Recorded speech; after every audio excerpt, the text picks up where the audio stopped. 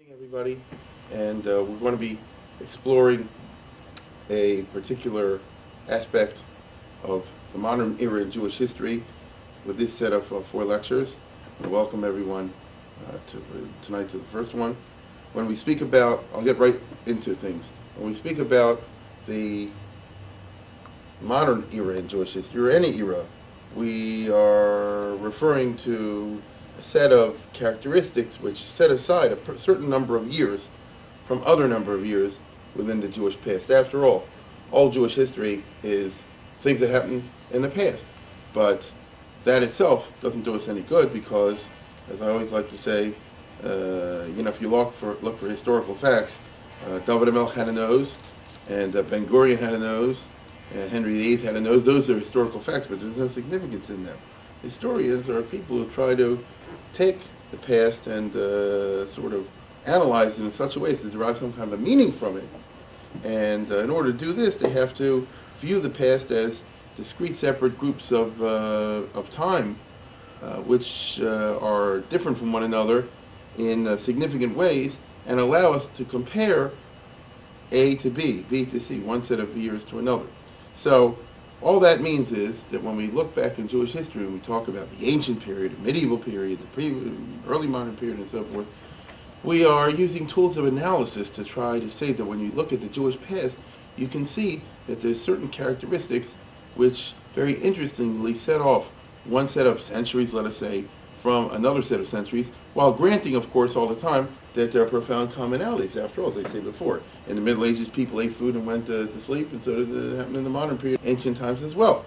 But obviously, there are other things which separated or distinguished what people did 1,000 years ago from what they do, for example, today. So, how do we define, for our purposes in this set of lectures, the modern period in Jewish history?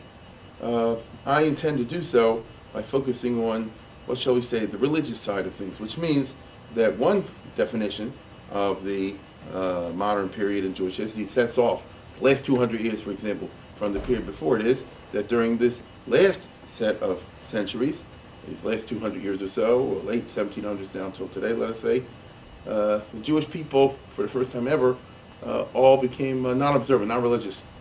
Now, not all, but a majority.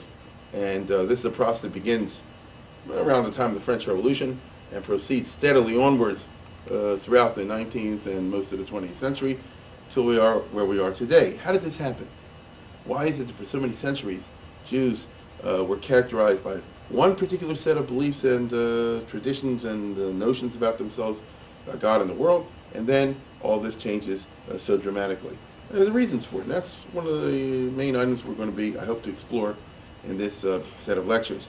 Tonight's is called the Old Order, because in order to see how things change, you have to see what things were like before they changed.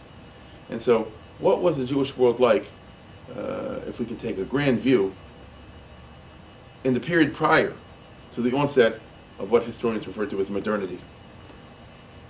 We can answer this question because there are certain outstanding characteristics which define, characterize the Jewish experience in the 1700s, 1600s, 1500s, and so forth, which really were the crystallization of trends that had developed long before in the course of the Middle Ages, and were able to be easily identified, as I say, by the time you get to the 18th century, the 1700s. So, who and what are we talking? We're talking about the Jewish people. What's that?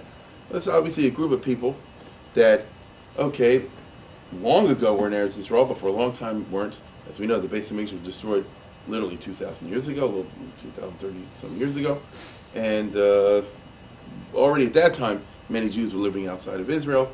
And by the time you get to the period of what we call the Middle Ages, the Jews were heavily located in different places in Europe. We can do better than that. In the first half of the Middle Ages, Jews were located in communities, moved to communities pretty much all over the map of Europe, certainly the southern and central European map. And this changes by the time you get to the late Middle Ages, what we call the early modern period, when the Jews were expelled, really, from the great majority of southern and a good portion of the rest of Europe, and found themselves primarily located in two places. In other words, if you look at the Jewish world in 1492 and 1500 or so, after the expulsion from Spain, obviously the Jews are no longer located in Spain, even though they were there for a long, long time. These Jews were relocated primarily to the Middle East, to the Turkish Empire, the Ottoman Turkish Empire, which in the 1500s was long, big and powerful, and which included the Middle East and a good chunk of Europe, the Balkans, and the Turks got up to Vienna and they conquered Budapest and places like that.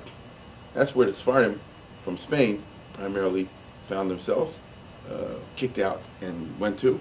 And the Ashkenazic Jews, who started out who knows where, but early on were in France, for example, Rashi's time, and then little by little, first informally and then formally, were expelled from France into the nearby next door country, Germany, or Holy Roman Empire was called at that time, in the second half of the Middle Ages. And then, little by little, by the time you get to the late and the end of the Middle Ages, are pretty much expelled from Germany as well into Poland. So if you know the map, you don't have to be a great expert in geography to know that France, Germany, Poland, these are three countries that border each other in Northern Europe.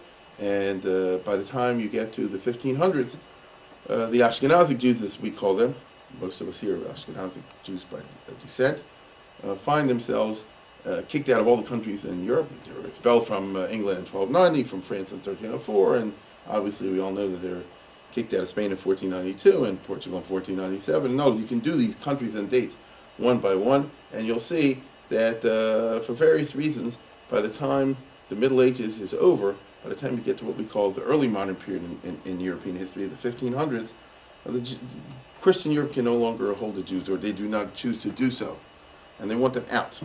And the one country the Jews were able to relocate in was this huge area called the Kingdom of Poland, which is basically what we call Eastern Europe today. In other words, the Kingdom of Poland at that time was a lot larger than the nation of Poland today. It included Poland and Belarus and Ukraine and Lithuania and Latvia. These are huge areas. This is basically all of Eastern Europe. And the Ashkenazim, most of them, relocated to that area for a variety of reasons and prospered there. I can say that the Jewish community in the Kingdom of Poland, particularly in the early modern period, and particularly by the 1700s, becomes Rov Minyan and Rov Binyan of Klal Yisrael. That is the largest Jewish community in the world, quantitatively as well as qualitatively. In other words, they have a baby boom, which is the only place in the world where Jews in recorded history have a demographic explosion. The other Jewish communities remain pretty much the same in terms of their numbers or shrink, whereas the Jews in Poland start out with the thousands and end up in the millions.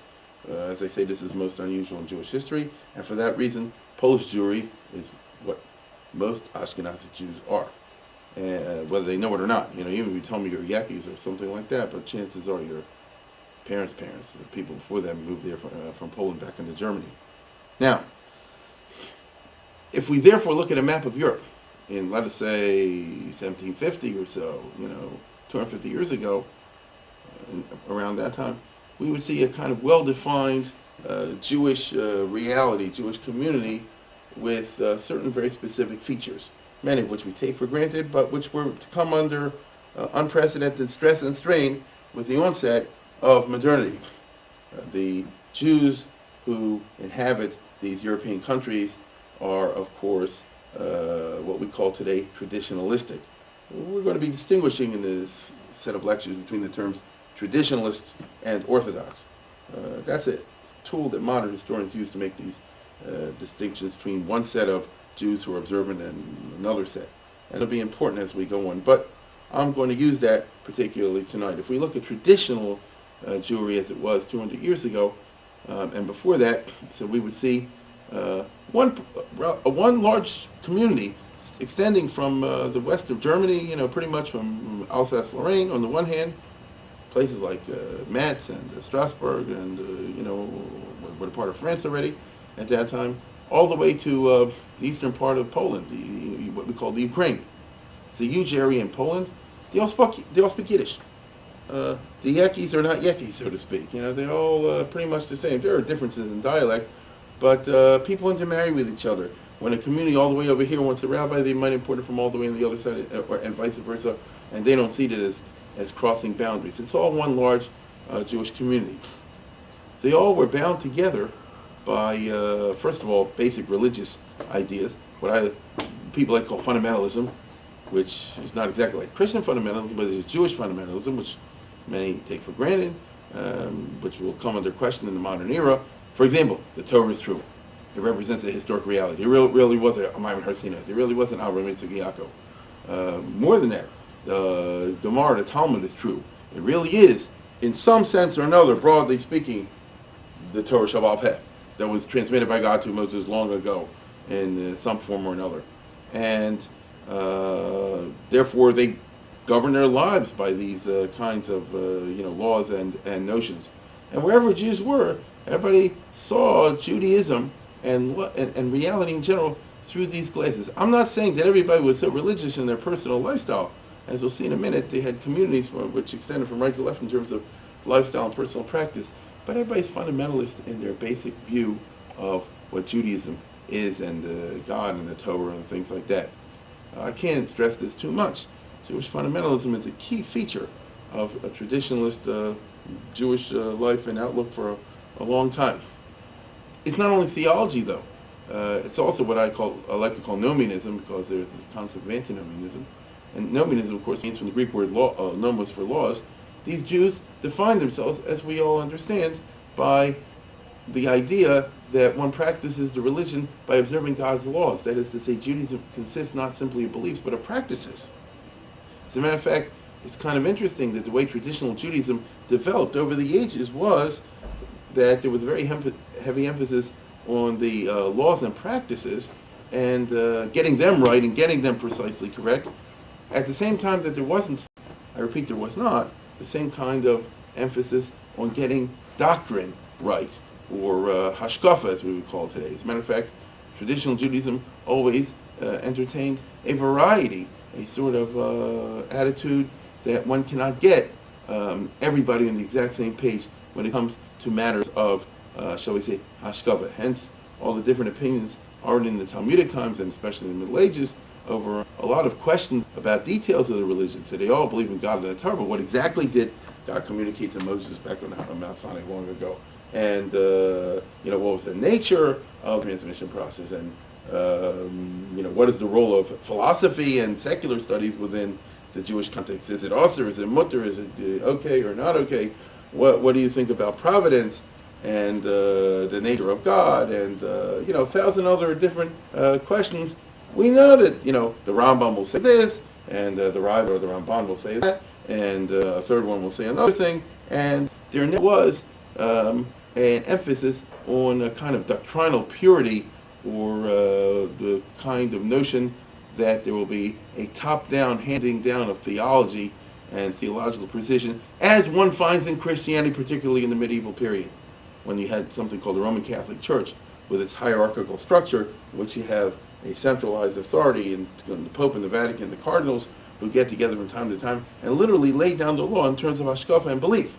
And anyone who deviates from those particular beliefs is a heretic. In the Jewish history, in the Middle Ages, they never had a Vatican, of course. They never had an attempt to get any kind of unity. All the Jewish communities were scattered all over the place, and there was no ability to get everybody together, even if they wanted to.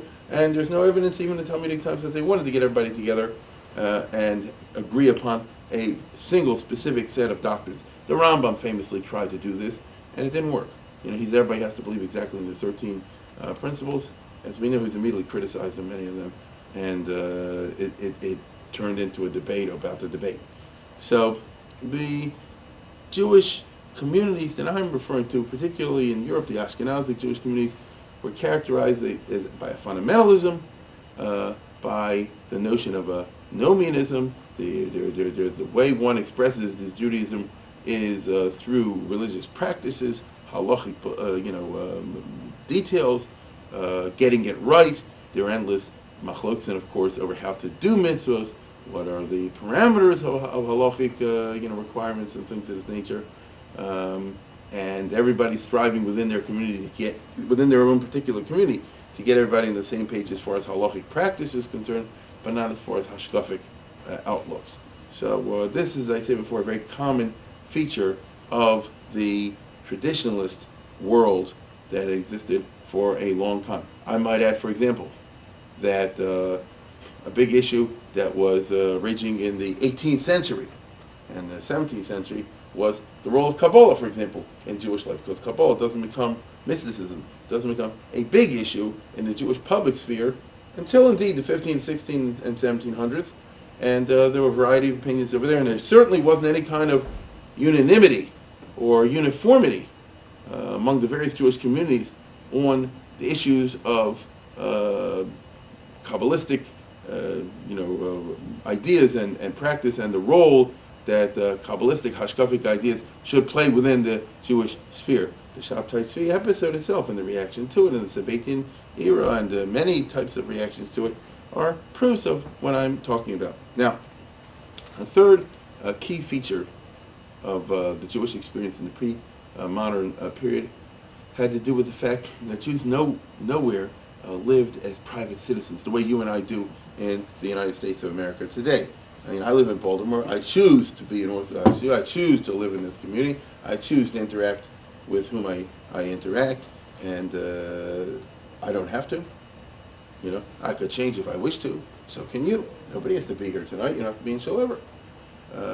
This is taken for granted. You're an individual citizen with rights guaranteed, as we understand in this country, by the Constitution and similar types of institutions, and you can make your choices. This was not the reality, nor was it seen as the proper reality in the past.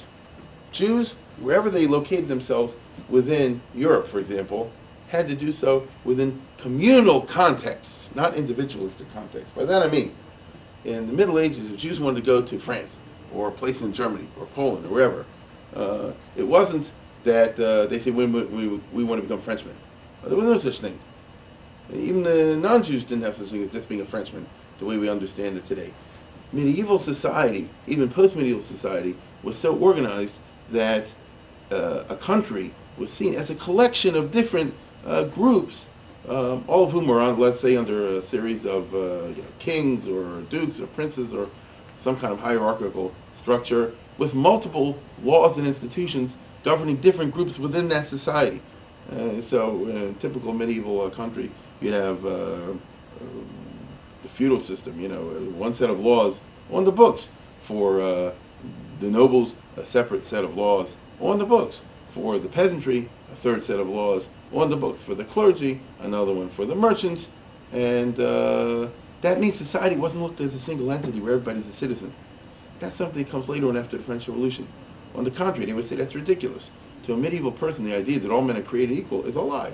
People are not created equal. First of all, some are born smart and dumb. Second of all, some are born with arms and without arms and blind and all that.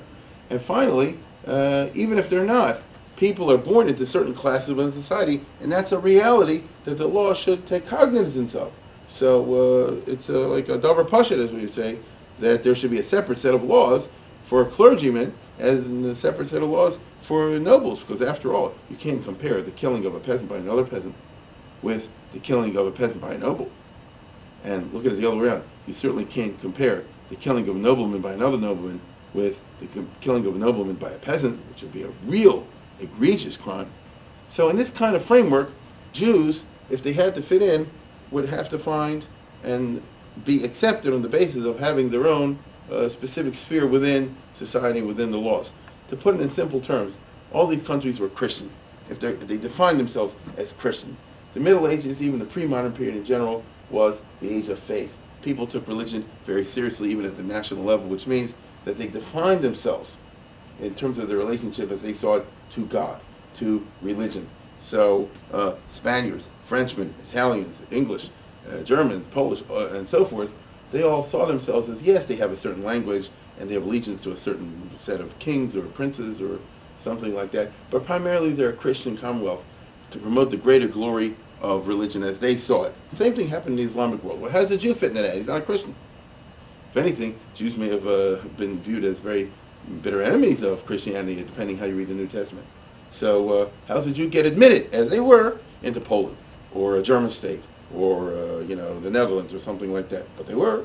How did that happen? Obviously, they couldn't be accepted as full members of the society like everybody else because they're not Christian. It's a Christian society.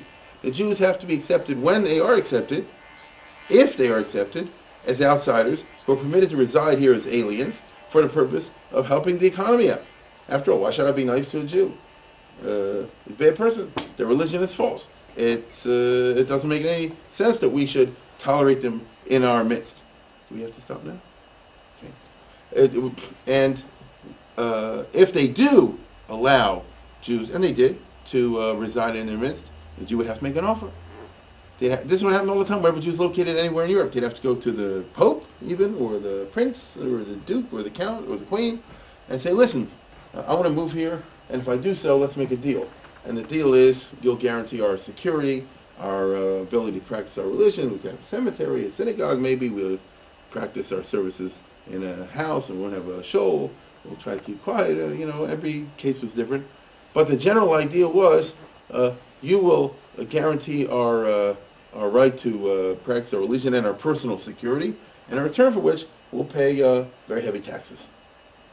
We will, what shall I say, build up an industry or two or three in your country where otherwise it wouldn't exist, whether it's the money lending industry or the fur industry or the perfume industry or whatever it is, because we have contacts overseas and we can, so arrange things that stimulate trade.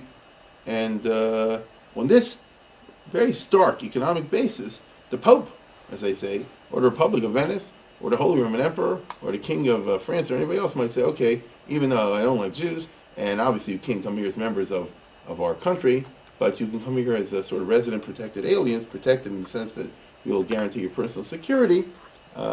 And when they do so, they say, well, what are we going to do with these Jews in terms of society? They're not nobles. They're not peasants. They're not clergy, obviously. They're not merchants, because merchants means Christian merchants. They're not shoemakers. That means Christian shoemakers. And so they have to be a separate group called the Jews. So wherever the Jews are located in pre-modern Europe, and this is true in the 1700s, they're a group of aliens allowed in society on a group basis. Now, it so happens the Jews wanted that too, because the Jewish religion is of such a nature, the Talmudic tradition is of such a nature that we look to the preservation as much as possible of separate Jewish group existence whenever we can get it. This is something that may be foreign to the modern Jews, people like us today who are living so late in the modern era that we're not used to it. We would say today, for example, the definition of a frum Jew is someone who's a Shomer Shabbos, who believes in the Torah, who keeps kosher, and so forth. That's all true, of course. A couple hundred years ago, you would have to add something to the item.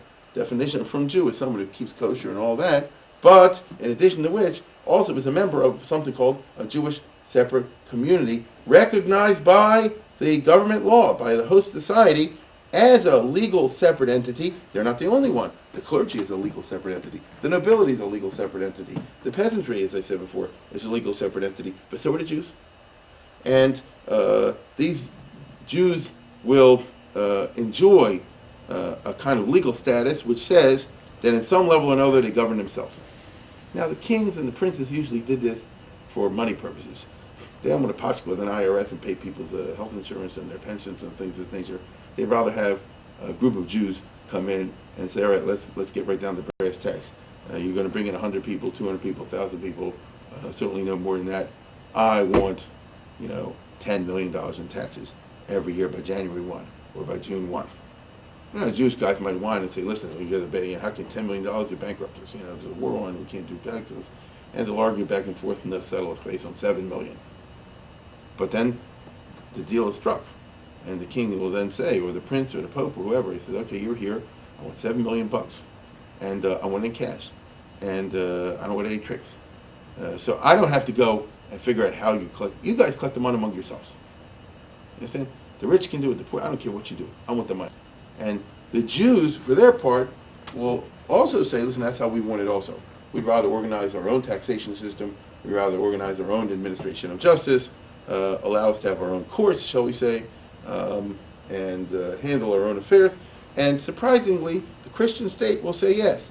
At different periods in history, they'll be prepared to grant the Jews more autonomy. At other times in history, particularly when you get around to the 1700s, the states are getting bigger, the secular states, so they might want to take away some of those administrative functions from the Jewish communities. But in general, broadly speaking, the Jews enjoy this kind of autonomy, which I repeat is sanctioned by the non-Jewish government. So, once again, to speak in direct English, if you're a Jew living, Vilna, or in Frankfurt, or in Rome, or places like that, you live physically, of course, in a non-Jewish city, and you live in an apartment or a house somewhere. But in the legal sense, you're living in a state within a state, to some degree or another, meaning that you're a member of a group called the Jewish community, which makes rules and regulations, which are approved by the state. They have to get themselves approved by the state. Depending on which century you're talking about, or which country you're talking about in Europe, the rules and regulations might say, if you keep your store open on Shabbos, you can get whipped. You can get killed. You can get your hand chopped off. If you will violate communal takonos, as we would say today, or various rules and regulations as we see it fit to legislate about the Jewish religion, there will be a physical price, a financial price that you will pay, and the king will enforce it. The host society will make sure that these laws are enforced at the police level by using the police of the society. So that's very interesting. We, of course, do not have that today. In the United States of America, everybody has their own freedom of religion. It's built into the Constitution and Bill of Rights. And no religious group can make me or you do anything we don't want to do. If we're here tonight, it's because we feel like being here. If you go to Shul on Shabbos, it's because you feel like it. If you want to walk out, you walk out. Nobody can stop you. That would be seen as a horrifying reality by pre-modern Jews once upon a time. What do you mean you have the right to join the religion and leave it? You have the right to keep Shabbos, or if you feel like it, not to keep Shabbos. You don't have the right to do anything. It's God's law. The Jews were sure that they're operating God's law as the Christians were sure that they were. And once you know the truth, then there's no such thing as having freedom of religion. You can't be free of God. That's how the medieval mind and the early modern mind saw things. They would see religious liberty, the freedom to choose to observe or not to observe, as a horrible kind of moral chaos. It was very inappropriate and wrong. So attitudes changed. But wherever Jews lived, they lived in what we would call today, or would call at that time, a kehillah. And a kehillah doesn't mean a synagogue like in America. That's a club in America. You can join or not join. It doesn't mean even a larger group like the Associated Jewish Charities or something like a federation. Because once again, it's an entirely voluntary sort of institution. No, it was a legally recognized, binding institution of coercive authority. The essence of the word kehillah is coercion. Without that, it's not a kehillah. As I said before, it's just a club. And the Jews wanted and strove, and had this already in the time of the Gemara, for communities with coercive powers. And they saw that, something that we would probably look upon askance today, thinking in modern American terms, but that shows how brainwashed we are by modernity. It was something that Jews would look upon with pride. The people around us have a society in which they can enforce their laws with violence, and we do too. Maybe not the exact same level of violence as they do. Sometimes yes, sometimes no. But that shows that our religion isn't just a trifle, a plaything. It's a reality which enjoys some kind of state power. Obviously a truncated form, obviously one that's entirely under the sufferance of the Gentile ruler, but it's there. And this is something that one would certainly find throughout the Jewish world, even as late as the 1700s. If you look at the map, most of the Jews, as I said before, still live in this huge area called the Kingdom of Poland, which still existed until 1772, pretty much in untouched form.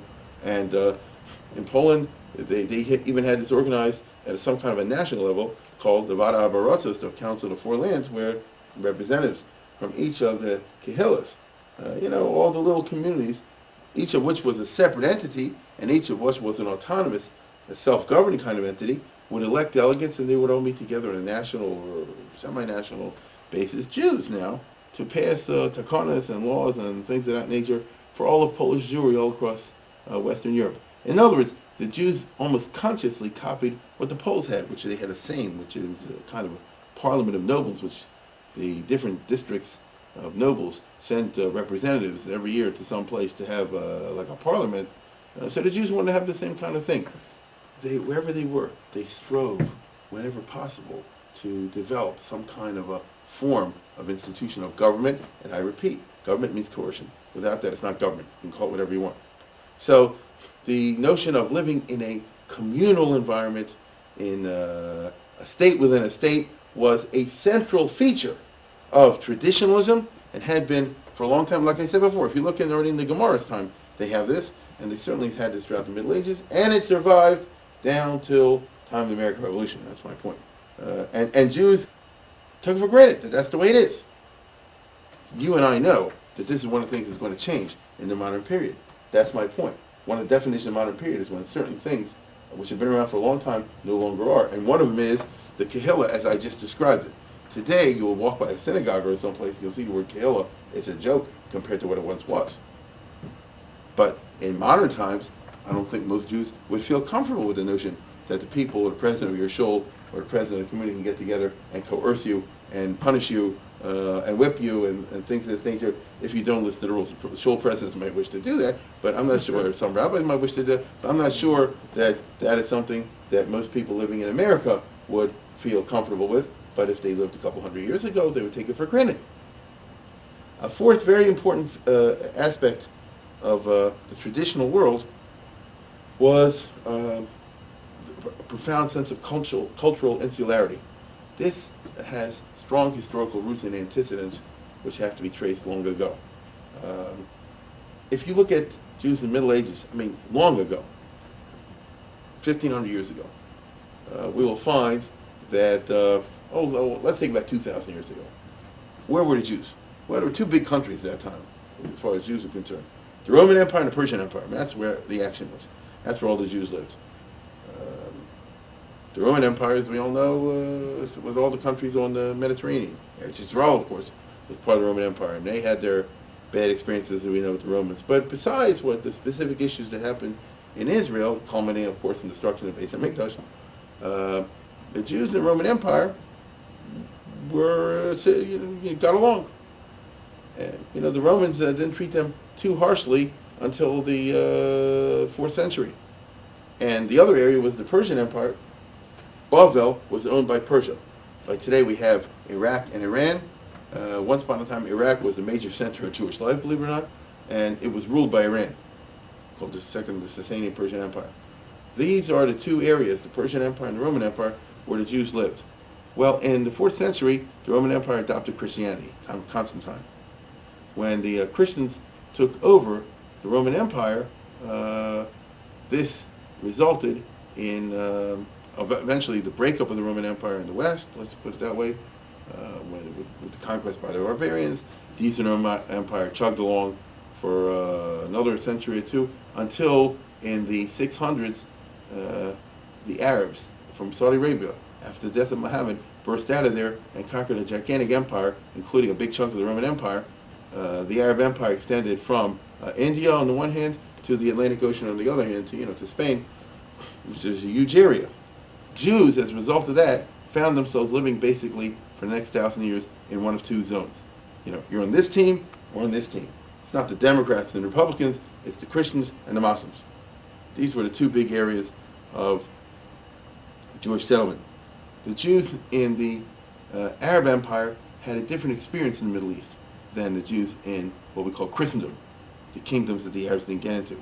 Because, as I say before, the Arabs burst out of Saudi Arabia, within a very short time conquered the Persian Empire, a big chunk of the Eastern Roman Empire, extended their conquest all the way to the Atlantic Ocean, and kept it for a long time and created what we call in history the Arab, not just the Islamic, the Arab Empire.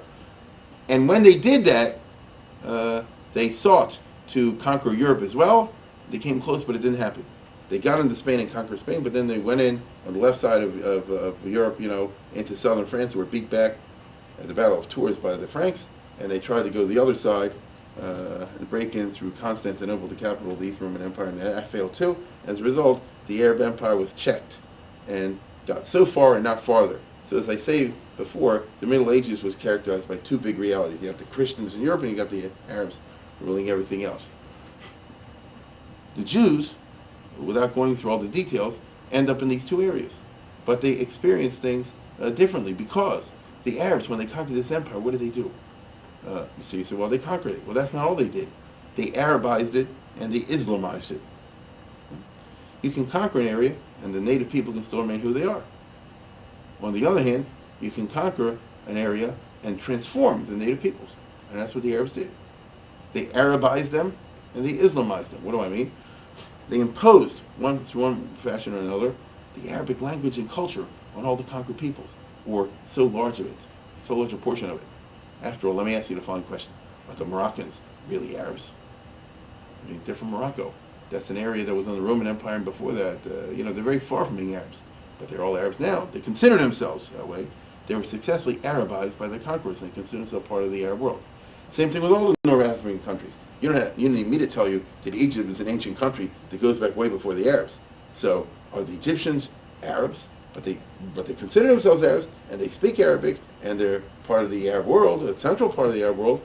You see what I'm saying? The Arabs, through such a large area of the territories that they conquered, Arabized them. And they also Islamized them. They imposed the Islamic religion.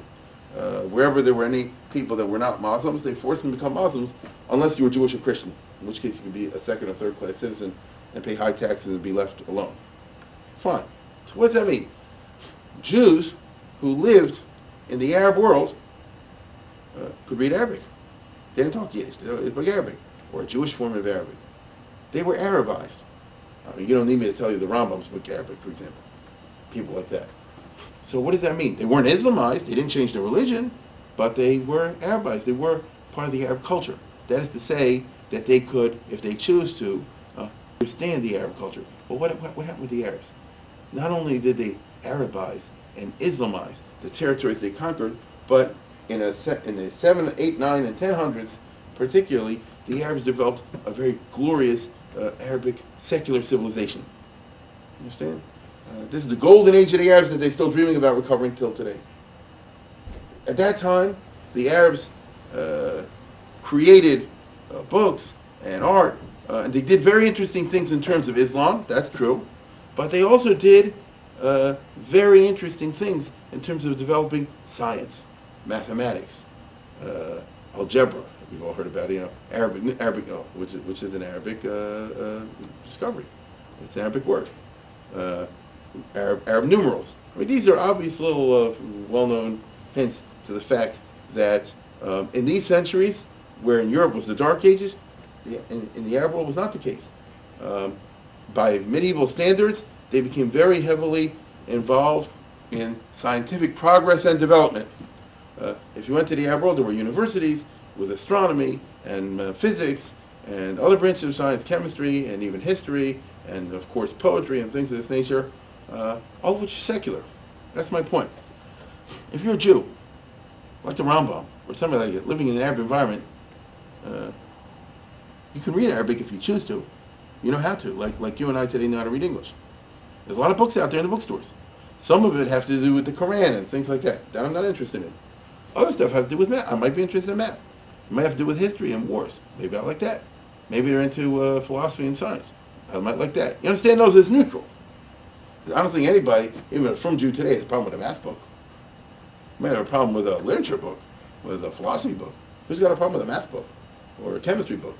The point is, there existed a secular culture within the Arabic world, alongside, of course, the religious culture. So that made it something very similar to the modern world you and I live in today. There's a lot of stuff out there that has to do with Christianity and other religions, and I don't think anybody's particularly interested in that sort of thing. If you're a religious Jew, you're just not interested in it. On the other hand, there's a lot of other things out there which are secular. They don't have anything, they're like neutral, and that's something Jews may, even the most religious, may be interested in. Now, by contrast, the Christian world did not have this kind of intellectual development. It's what we called, when we were in high school, the Dark Ages. Meaning, when you get to the 6, 7, 8, 9, 1000s, even 1100s and so forth, possibly into the 1200s, Christian Europe, because of the way it developed, became totally under the domination of the Roman Catholic Church, which was, of course, very frum in the Christian Catholic sense, and the Catholic Church was able to achieve a kind of totalizing influence on society, which means that it was like a Christian Haredi paradise. Everything was 100% religious. All culture was religious. I repeat, all culture was religious. There weren't no secular books. Think about what I'm saying. You live in time of Rashi, certainly even before that, there weren't no books on science. If you go to bookstores, first of all, there weren't bookstores.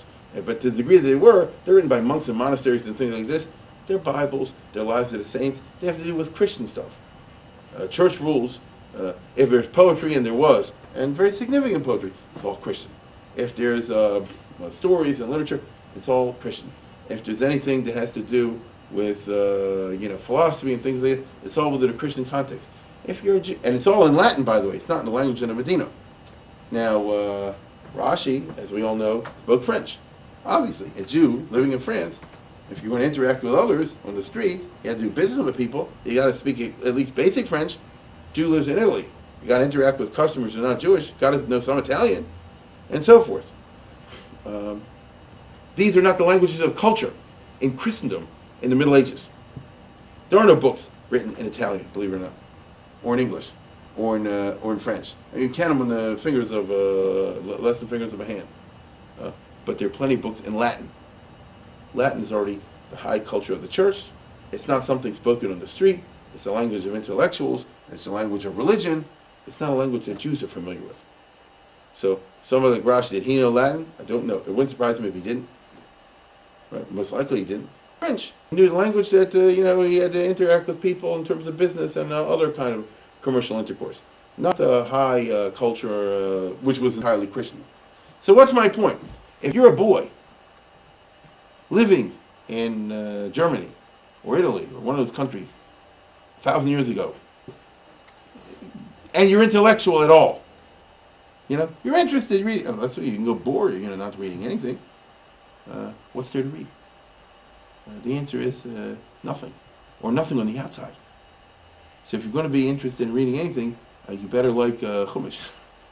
You better like Gemara. You better like Jewish stuff. You understand? You become internal, or as we say, culturally insular. You're going to redirect all your energies into your own. And that's what happened. Because there is no alternative. So growing up in an environment in which there was no secular culture to speak of forced Jews to turn inward, even if they may have, on their own, wanted to be broader in their interests. And you can look at it as a good thing or bad thing, depending on your point of view.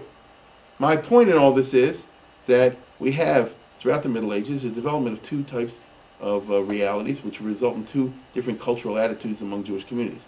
The ones in the Islamic world and the Arabic Empire are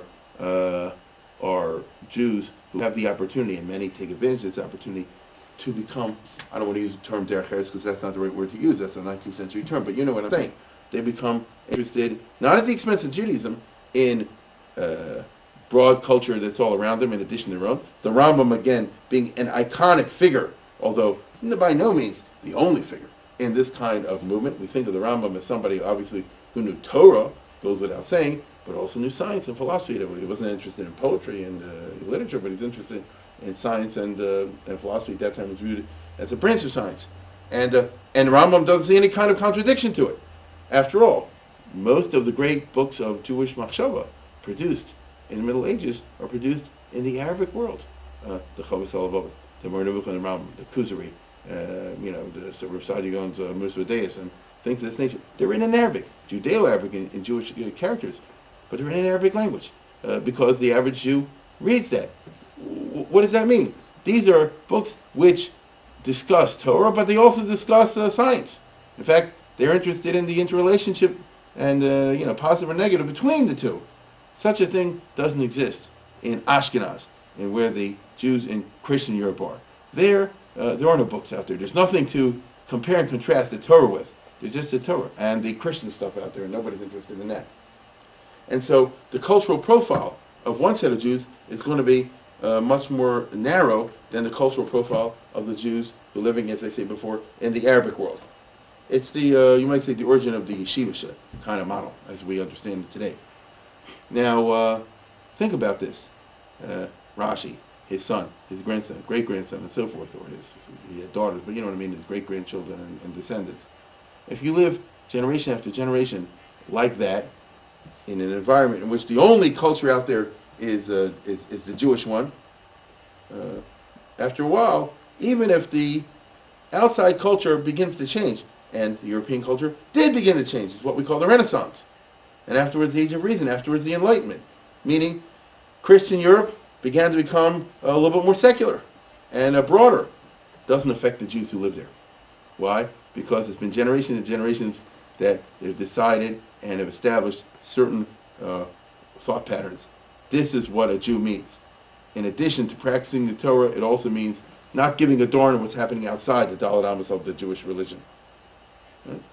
It's getting involved in Goyish stuff, as they would say, is something that is not for a Jew.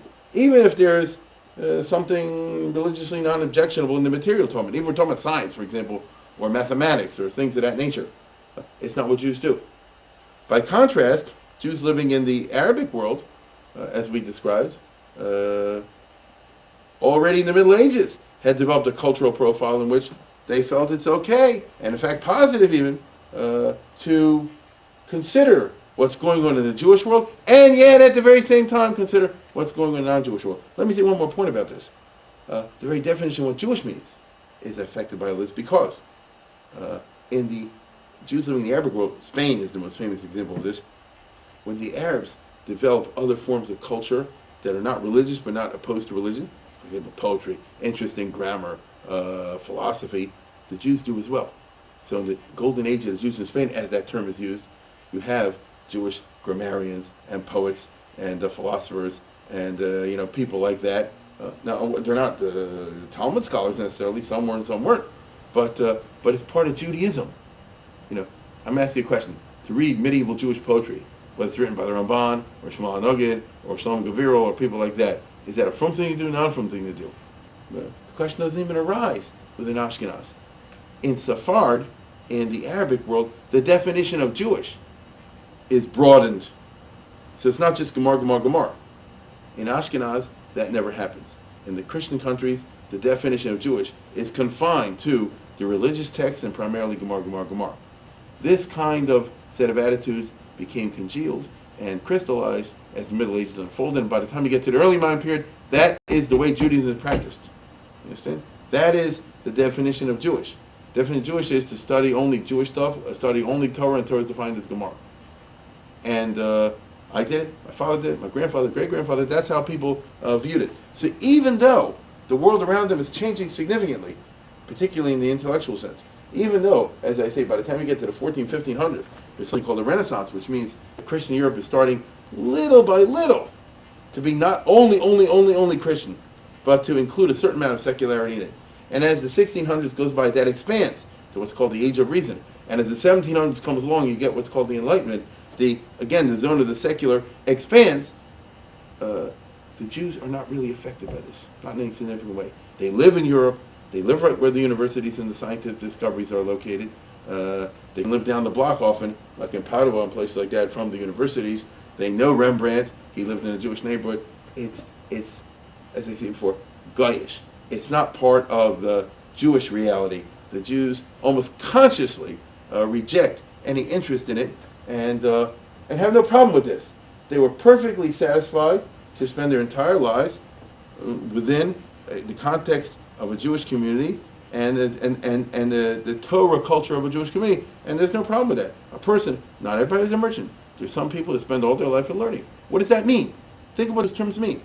They spend all their life in learning, meaning they learn only Gemara, and they thought that's great, and everybody around them thinks that's great, and they still do down till today.